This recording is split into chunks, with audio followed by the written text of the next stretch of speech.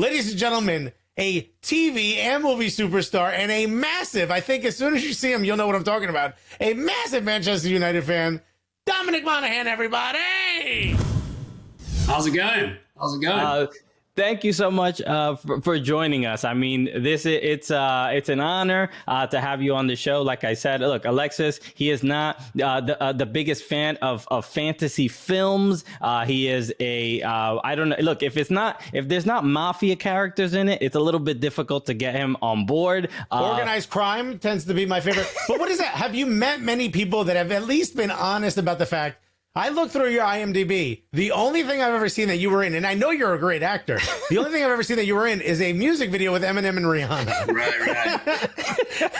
Does that happen to you often? I feel like you probably get like people freak out when they see you because of the characters you played have been pretty iconic. I mean, I don't really mind one way or the other if people have seen what I've done. I don't tend to watch what I do either, so we're in the same gang, you know. My favorite is when people come over to me in the street and say, I have no idea who you are, but my friend told me to take a picture with you. And I said, well, why don't you get your friend to come over and stop being so rude, and I'll take a picture with your friend, you know? But, you know, Alexis, I will say this. If you've never seen Lord of the Rings, my mum was not a fan of Lord of the Rings before she came over to New Zealand. And I said to my mum, look, if you're going to come over and meet Gandalf and meet Gollum and meet Saruman, you need to read the books. And my mum said, I don't want to read about wizards and magic and goblins and elves and all this kind of stuff. And I said, Mum, at the end of the day, this is a story that has some magic associated with it and battles and stuff like that. But at the end of the day, this is a story about characters. And the reason why Lord of the Rings is thought of as being one of the greatest works of literature of all time is its amazing characters. And you owe it to yourself to, at the very least, sit down on a Sunday and attempt to watch the first film. If you get an hour and a half into the first film and you're like, this is not doing it for me, then fine, you can be like, the rest of the trilogy is not going to do it for me. Yeah. I would say if you get an hour and a half into the Lord of the Rings trilogy, you'll be like, okay, this is worth watching. It's just a great piece of work, you know. When you said an hour and a half into the first film, the first thing that went through my mind is, how much more of this first film is there? The entire trilogy extended cut runs to around about 12 hours. Yes. Well, how many Sundays do you think I got? Come on, watch it over the course of 5 or 6 Sundays. There's a reason why it's thought of being one of the greatest books of all time. There's a reason why it's one of the greatest trilogies of all time. It is a seminal moment in cinema, and I'm not talking about my work in that. I'm just talking about the contribution to cinema itself. You know, the pathway of cinema is going like this. Lord of the Rings comes along and it goes like this. You owe it to yourself if you like movies to watch it. It is in the same category as something like Star Wars, as something like The Godfather, as something like Blade Runner. It's that type of thing. It is okay. Godfather. I now you're talking to me, so I will it's watch fascinating. This movie. It's fascinating because what was Scorsese's last movie, the one on Netflix? The Irishman. The Irishman. And I was like, damn, this movie's kind of long. Alexis is like, no, you just don't understand. It had to be that long. I'm like, it's all right, perfect. Bring that same energy to other film franchises, Alexis. I will. You know what? I will watch it and I will report back. How's that, Dominic? That sounds fantastic. Hey, don't do it for me. Do it for yourself. If you're a fan of movies, do it for yourself. Agreed. I'm a huge fan and of your work. I mean, not only that, but just obviously Lord of the Rings and Lost, Star Wars. I mean, there's just so much of your career to discuss. We'll get to it in a second, but I want to. You are wearing Manchester United gear. You are ready to go. Look. Well, let me preface that by saying I just came out of the gym. I always wear Manchester shirts when I'm in the gym, Manchester United shirts when I'm in the gym, because they make me feel stronger. And when you sweat in a Manchester United shirt, you're supposed to sweat in a Manchester United shirt. The only reason why I'm wearing a cap is because my hair is a disgrace because it needs to get washed and it's all over the place. I normally, in England, you call these people full kit wankers. Yes. I'm not a full kit wanker. I wasn't going to be that rude and say that, but you know. It's not my style normally. It's just because my hair's like, look at my hair today. It's a mess, man. If you're wearing boots with studs as well, then I would have maybe, you know. Yeah, But And you actually have your name on the back of that kid too. So I mean, you really are ready to go. Oh, yeah, and obviously, as a Manchester United fan, we have to discuss what happened fairly recently with fans storming Old Trafford, breaking into Old Trafford. Obviously, people are unhappy with the Super League and the attempt to join that league. But people have been upset with the Glazer family and how the club is being run for years. But what was your take when you saw that? Because I know a lot of passionate Manchester United fans were on both sides of this issue.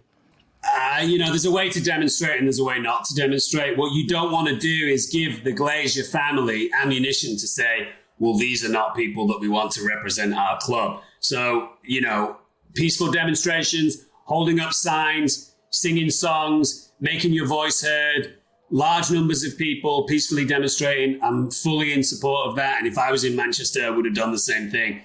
Breaking and entering and trespassing into Old Trafford, potentially damaging the pitch, which only comes at the cost of the players, and harming private property, and obviously, pretty dangerously harming a police officer. I don't know if you've seen the police officer had like a pretty significant cut all the way down his face from something that had been thrown at him.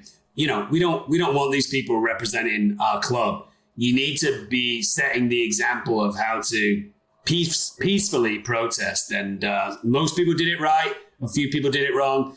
But there's a huge amount of passion, in these clubs to try and wrangle back a little bit of control from these American owners. Unfortunately, what you have with these American owners is people thinking that they bought a franchise and people thinking that in buying that franchise, they can completely Americanize the sport and Americanize the culture. We come from a sporting culture where we have promotion and relegation. You guys don't have that in American sports as much. There's not as much at cost.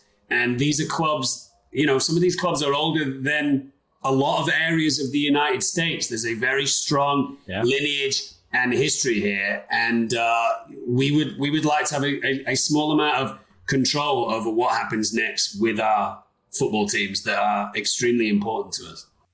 Do you honestly think that, you understand, the English mentality a bit better than we do, but I think we understand the American owners maybe a little bit better. And do you honestly think that a peaceful protest would matter to them?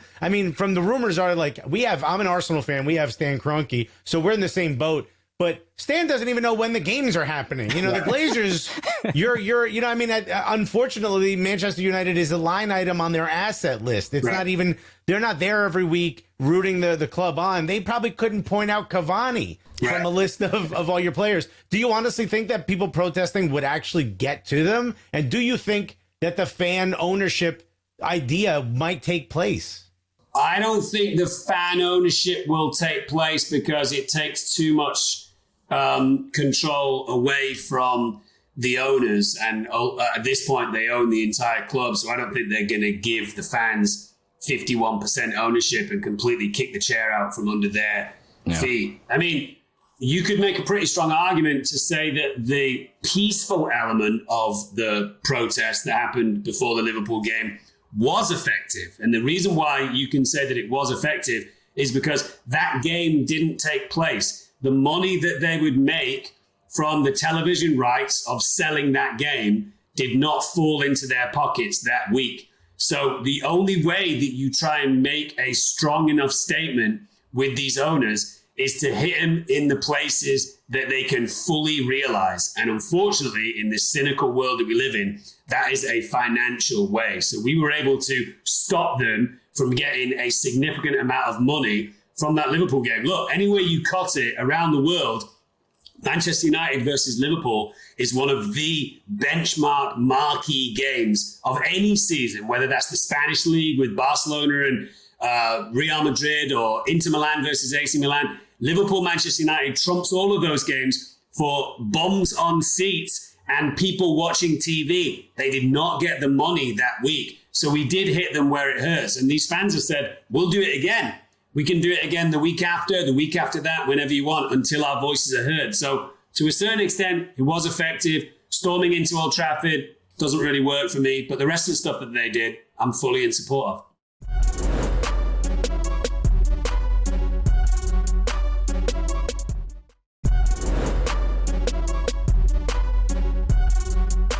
I love this because this is the especially since the Premier League has, in the last, 7-8 years, especially since it's been on NBC, there is a new wave of American fans of English clubs. I support Everton. They had American players. Tim Howard was there, obviously formerly of Manchester United. Landon Donovan, right? So that was my connection to that team. But then when I meet people like you, I'm like, man, these guys are serious about this stuff. I'm like, what? That's a big Donovan's deal. gonna cut me if I'm disrespectful. It's a big deal. It's part of your family. I come from a big Irish family in Manchester, Irish heritage, who came over a long time ago from Ireland, split right down the middle between Manchester City fans and Manchester United fans. There is no situation where at any significant age of your life, you can say, oh, I used to support Arsenal, but now I support Liverpool, or I used to support Chelsea, but now I support Tottenham. You are no longer a football fan, and your voice is not wanting to be heard from. It's like saying, oh yeah, I used to be a blood, but now I'm a Crip now. I just wanted to try to switch things up. I look better in blue. I didn't realize until later in life. Right. I think that happened here in New York too. Some people switch from the Knicks to the Nets. And my Arsenal fan head, I was like, are you crazy, dog? You can't switch teams. But I guess in America, you can, I guess in America, you can a little bit more. And they moved certain teams to different cities and all that kind of stuff. I understand it. We don't do that as much over here. We don't do that at all over here. It's a big deal, it's a massive part of your identity. My mood is completely colored by whether United win or lose. It's colored by how far we get in certain competitions. I have a whole bunch of friends that are City fans. I get it in the neck from City fans for the past 4 or 5 years because we've been giving it in the neck for the 20 years before that. It's cultural, it's tribal, it's a massive part of our identity, and I'll always be a football fan. What is the Monaghan family gatherings like during the big Derby weekend? What is that actually like? And who in your family are you closest to that is a City fan that you can't really talk to that weekend? Well, my mom and brother and I are United fans, and my dad is a City fan. So it's pretty close to the knuckle, Obviously, United are in the Europa League final against Villarreal, and City are in the Champions League final against Chelsea. It's both of the Manchester teams are going as deep as they can go in these competitions. And obviously I want Manchester United to win all of their games. I'm a little conflicted by City winning the Champions League because I know it'd be great for my dad. I know it'll put a massive smile on his face. Maybe he won't get a chance to do that again in his lifetime. But another part of me thinks, well, United have won 3 Champions League. We don't want City to win 1. That's a lot closer to us than they were previously, Yeah. Yeah, I hate Tottenham. I don't want them to win anything, but it's not. I don't have a dad, so if he was a Tottenham fan, it would actually make sense. I'm like, yeah, you chose to leave our family. This actually makes complete sense. You also want me to hate your club. Just typical behavior of a Tottenham supporter, right? It's just real Tottenham, real Spursy of him. If you were to say, forget, your father right now.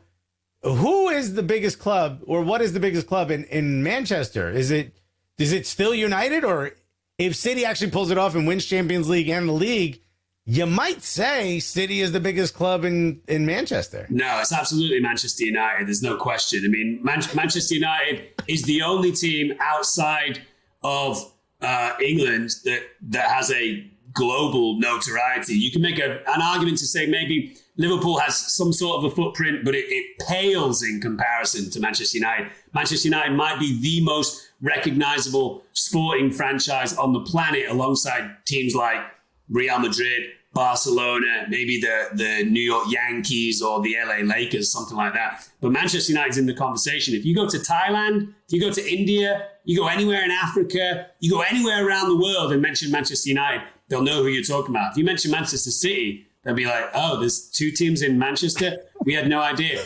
Manchester City has a massive new stadium that houses 60, 65,000 people. They can't even fill that stadium. They don't fill that stadium week in, week out. It's very rarely full. Manchester United Stadium houses almost 80,000 people. Not only do we sell it out week in, week out when we can get fans in there, but there's 10,000 fans waiting outside trying to get a ticket on match day. You don't have that at Manchester City. Manchester City are a franchise that was bought relatively recently. They put a bunch of money in there. They're obviously benefiting from the fact that they have a ton of money in there. But the history that goes back, I mean, we're winning the European Cup in 1968. In 1968, Manchester City are a nothing team. They're not doing anything. They're in the second division for the longest time. Name any Manchester City players from 10 years ago. I'll wait. Claudio Reyna would be the only one because he's American. Who? Claudio Reyna. He's American. I mean, only because he's American, you can name him. Manchester United players from 30 or 40 years ago. George Best, one of the greatest footballers of all time from Northern Ireland, played for Manchester United. Cristiano Ronaldo, David Beckham, Eric Cantona, Wayne Rooney. Manchester City, at the moment, in the last 10 years or so, have players like De Bruyne, Aguero, Vincent Kompany, Yaya Toure. These are very recent, big name players. Yeah. They don't have the history. They don't have the legacy. They don't touch us. They do not touch us. I love this. I love the question. This is just who's the bigger club is fodder for. It is really, it drives people mad. They can have well, a long debates. time ago on this show, Christian was like, do people even care who the bigger club is? And sure, slowly but surely over time, Christians realized, why would anyone have this conversation? You're going to break up families.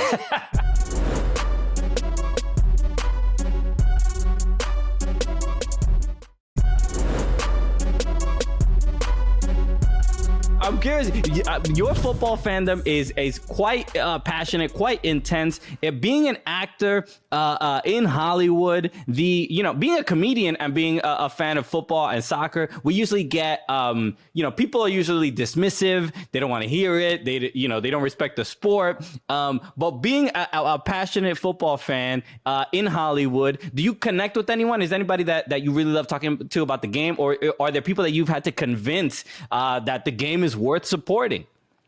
I mean, I don't do a huge amount of convincing nowadays. I don't necessarily think that I need, anyone in the United States to be supporting what is consistently called the world's game. It's played by every single country on the planet, apart from the United States. And it's now played in the United States relatively significantly. But it's the biggest game on the African continent. It's the biggest game in South America. It's the biggest game in Europe. It's the biggest game in Southeast Asia. There's a couple of little pockets around the world. New Zealand and Australia, they're more kind of cricket and rugby.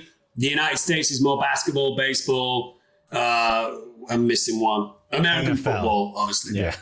So I don't necessarily need to convince anyone. I sometimes spend a little bit of time trying to have people from the United States understand why players dive. I think there's a strange misunderstanding here that goes on where people from the United States say, I watch a football game, a soccer game, and it's a big turnoff for me that players dive. I don't understand why they theatrically dive all over the place. And I try and explain, look, let's say we take Paul Pogba, who's 6'4", and if you tried to push him over, you wouldn't be able to. And then when he goes onto a football field, every so often, he flops. That is what is happening here. They flop, like in basketball. These massive players would never get pushed down in normal life. They have to flop to show the referee that a foul has been committed because a referee might miss it. I think there's a slight misunderstanding that the Americans are like, wait, I don't understand how Neymar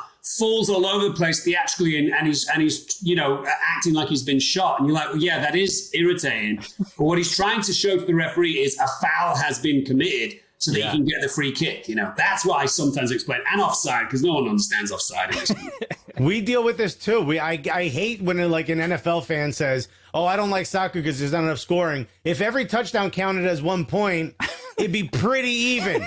Soccer scores and NFL scores. So I kind of, if you want every goal to count for 7 points, go for it. Do that in your head. Do the math in your head. And also, you've got little really interesting narratives that go on in the game that don't necessarily get associated with scoring. You have a battle in midfield. You might have a battle between a striker and an attack and a defender. You might have a left winger and a left wing back that are in a little battle. It's a little game of chess. They're trying to get into each other's heads psychologically. I've watched some truly fascinating 0-0 games. There's no score. Neither team put the ball in the back of the net, but it's a fascinating kind of chess game. So the nuances of football, if you don't watch it consistently, you might miss the nuances, and suddenly you tune into a game that you think is going to be exciting, Liverpool versus Everton, and you look at the result, you go, oh, it's 0-0, it's not worth watching. But you might not know that there was a 70-minute battle going on with these two players that ended up, turning into cancelling each other out, but it's still high drama, Yeah, and but Liverpool-Everton, 0-0, I still got about 2 or 3 heart attacks from Jordan Pickford's poor goalkeeping, okay? Yeah.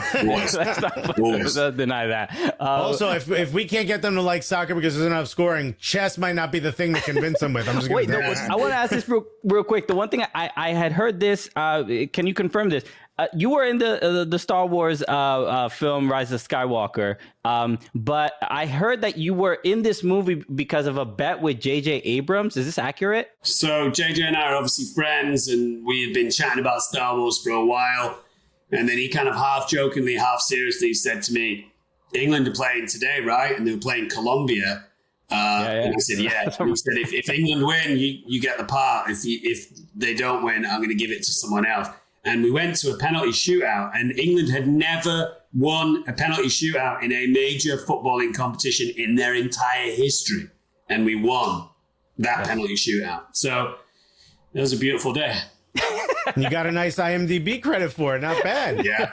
Looking at the Euros, which are going to come up now, obviously a year delayed, but what do you think of the chances of England winning it? That you have a great squad. In fact, you almost have too many great players for this squad. And also, if they don't, is that the end of Gareth Southgate?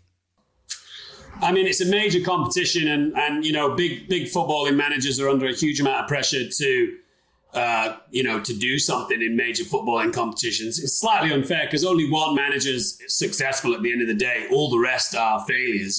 They all come after first place. So I think it's unfair to be sacking managers left, right, and centre when only one manager ultimately can come through as the ultimate success. England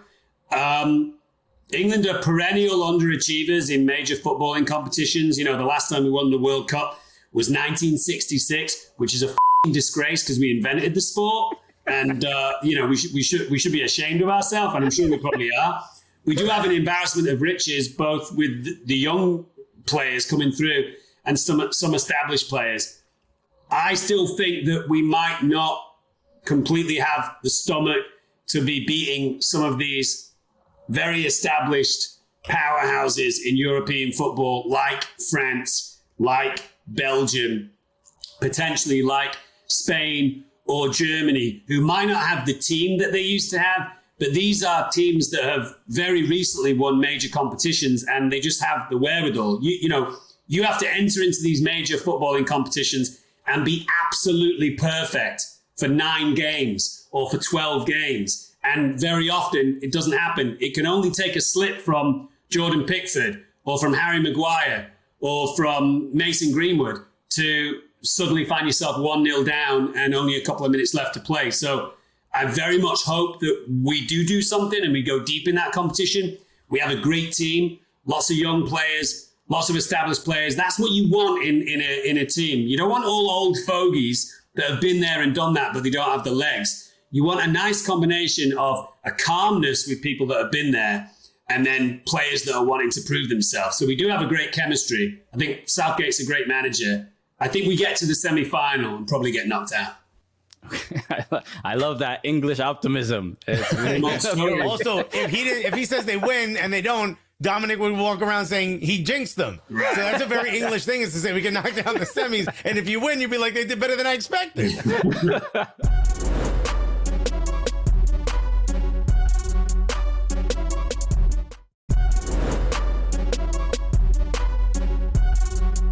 Dom, thank you so much for joining us. This is absolutely incredible. We could talk to you for hours. We have a bunch of questions from fans that we can't even get to. We're running out of time, but I want to make sure that we get to. Is there anything that you want to let people know about before we sign off? Anything you may want to plug?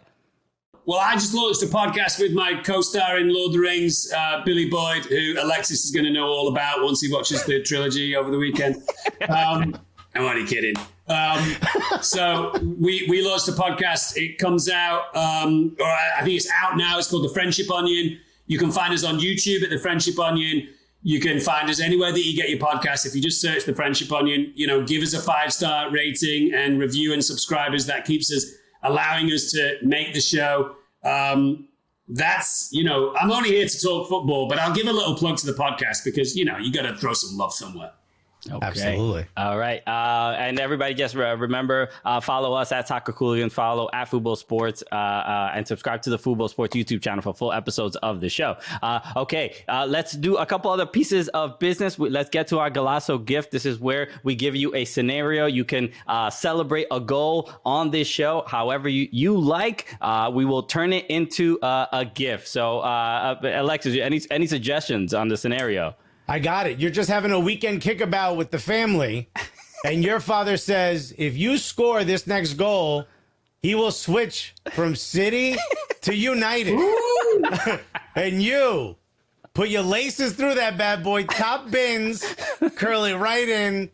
Dominic, how are you celebrating that goal? I always look at iconic goal celebrations from Manchester United players because that's my thing. I like two specific types of celebrations from players. The first one that I like is a kind of nonchalant, of course I knew I was going to do that. This kind of like, whatever, not a big deal as you walk away. Doesn't even bother you. Cantona. That was a Cantona style. A little Cantona, a little Cristiano Ronaldo, a little Pogba. My all-time favorite ones, which Cantona has done, Rooney has done, Alan Shearer has done a few times, Thierry Henry was known for doing this, is you run away and you say something which is completely incomprehensible to the fans, but to you it means something. So you kind of score, and then as you're running towards the fans, you're kind of going...